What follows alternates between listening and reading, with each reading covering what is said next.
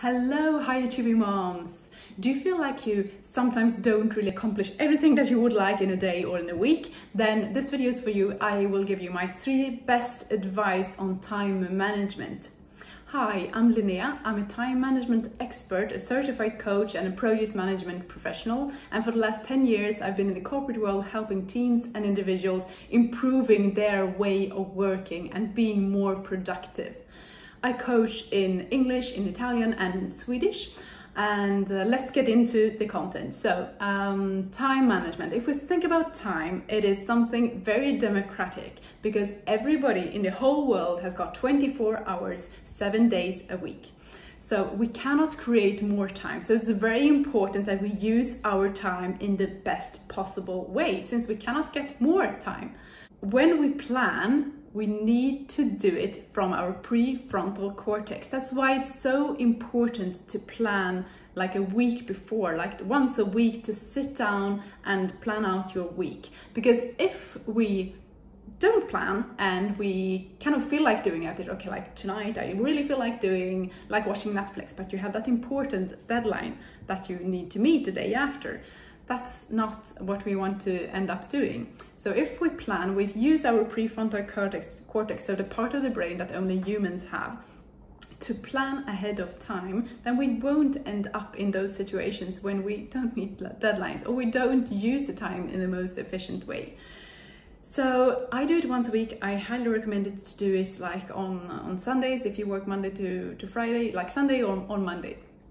And my first advice is to use a calendar and to plan for results. So I use Google Calendar. You can also use a paper calendar or whatever software you like. I prefer using a digital calendar because then it's easier to move tasks if urgencies comes up, which is kind of harder if you have a paper calendar. But if you like a paper calendar, go for that. I mean, it's the important part is that you actually use it, that you plan ahead of time.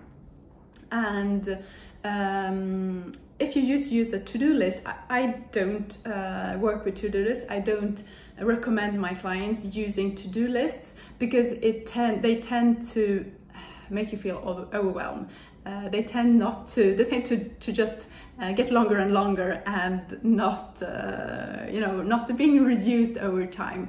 So, but they're good to start your planning. So you can use to-do lists to start planning or a backlog. If we talk agile project management, we use backlogs, which is kind of the same thing, a list of things that you need to do during the week.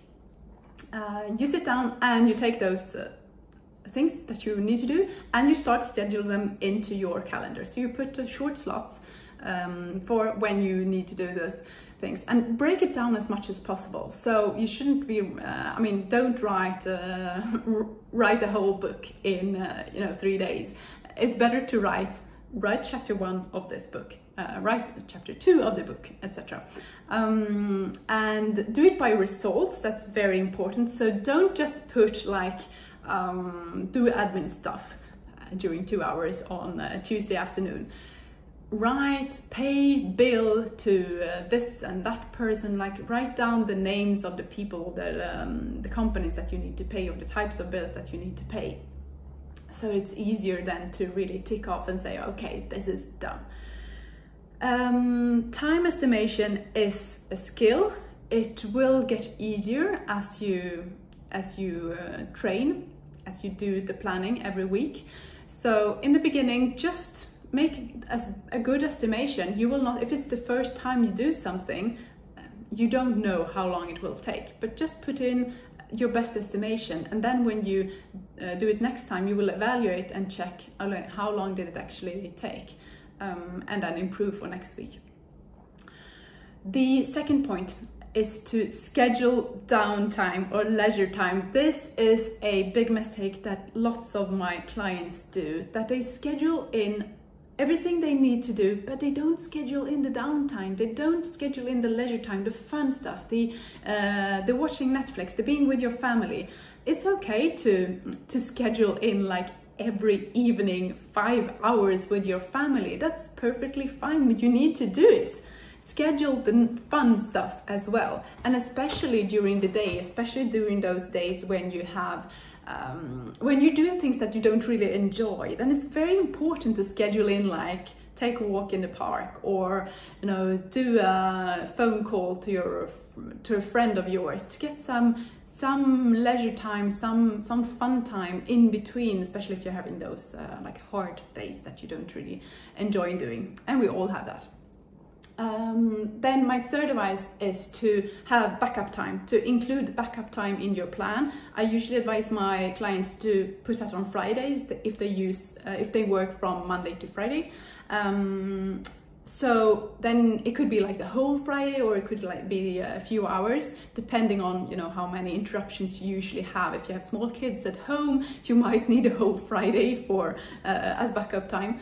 But then you feel when something comes up, it usually feels better. Or my clients say that they're not that overwhelmed. If something comes up, a sick child or whatever, or something from work, then that you need to do on a Tuesday afternoon, and then you just move the tasks that you had put on Tuesday afternoon to the Friday time slot where you have your backup time.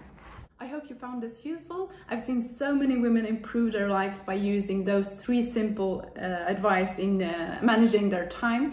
And if you liked the video, give it a thumbs up and comment below. I would love to hear what you think about it. And if you want more support on time management, please reach out to me. Subscribe to my channel so that we can help this content rise to the top. And I wish you a wonderful day.